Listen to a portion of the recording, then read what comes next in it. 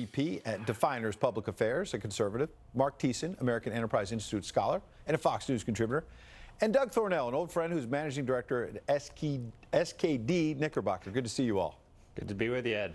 Great to be with you. Doug, what is it about Democrats, whether it's Beto O'Rourke or now Stacey Abrams, who actually lost their races, are being pushed for the top job and the #2 job? Well, I don't think it really matters that they lost. Ronald Reagan lost a contest. Bill Clinton lost a contest. Barack Obama lost a contest, right? So it's what happens afterwards. Now, look, I think that every candidate here in this race and every campaign, as all of us know, is looking for an edge to win the nomination, an edge to win the general, right? And if Biden's folks believe that putting him or pairing him with Stacey Abrams gives him that edge to win both the nomination and win the general, I think it makes sense. There are some practical reasons why it also makes sense. It allows Joe Biden and his team to cover more ground.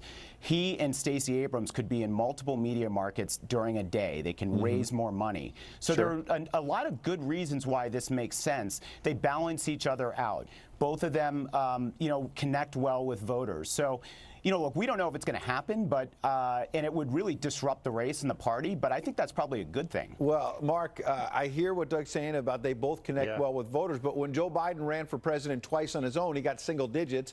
And again, come back to Stacey Abrams. She came close, but no cigar.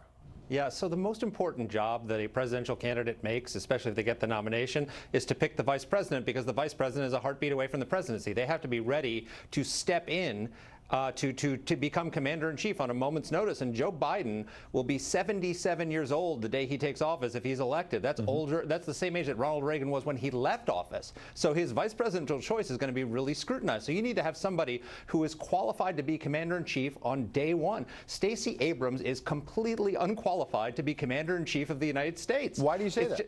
Because Why do you say number one, because unlike Ronald Reagan, she actually didn't win a governor's race. She has no executive experience whatsoever.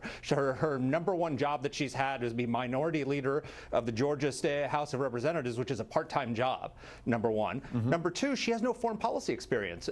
Barack Obama picked Joe Biden because he was chairman of the Senate Foreign Relations Committee. He brought gravitas to the ticket. Her experience, if you go to her bio, her #1 foreign policy credential is she was a term member of the Council on Foreign Relations. That's a temporary membership for young people. That may qualify you for a left-wing think tank, but it doesn't qualify you to be commander-in-chief. I want to give Doug Mark, a chance. I mean, I would just point out our president didn't have any foreign policy experience either.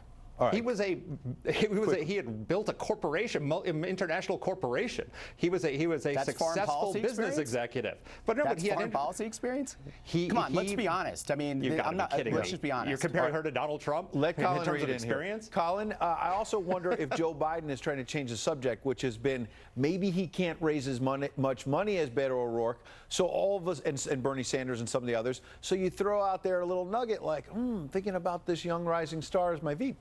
I think that's totally right, Ed. And what it did is, as far as political theater goes, it changed the subject from Beto's good week, and now we're talking about Joe Biden. And right now in this early stage, hard campaign dollars and political news attention are the two most valuable commodities. So it shifted that ball back to Biden's court.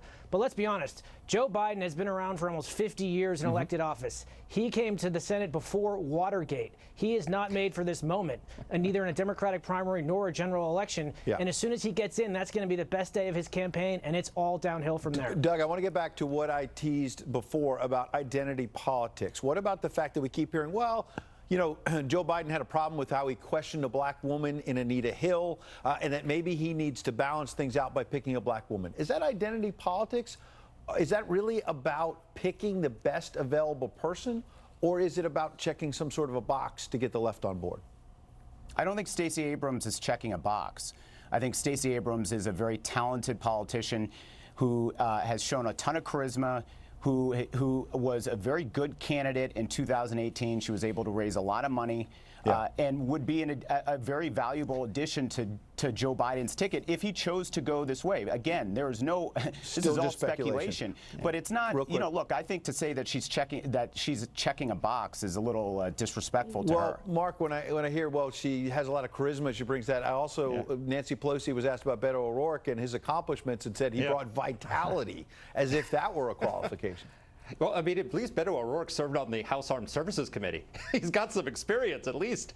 He's got more experience than Stacey Abrams does. Look, I'm sure I take you at your word that she's a talented person and she's an up-and-comer rising person. This is probably the worst thing that could ever happen to her, to be picked for the vice presidency, because her lack of experience, her lack of knowledge about foreign policy would be exposed. She'd be much better off running for Senate and serving on the Senate Foreign Relations Committee, running for governor, getting some executive experience, and then running. Very for quick president last one point day. from Colin, which is, what about Stacey Abrams running on her own? Is it sort of condescending to say, maybe I'll pull her in? She could run for president on her own.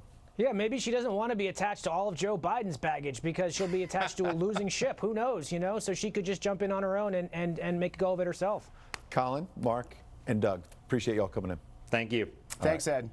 It's being called a full-blown epidemic. The use of e-cigs quickly skyrocketing among adolescents. Next, a story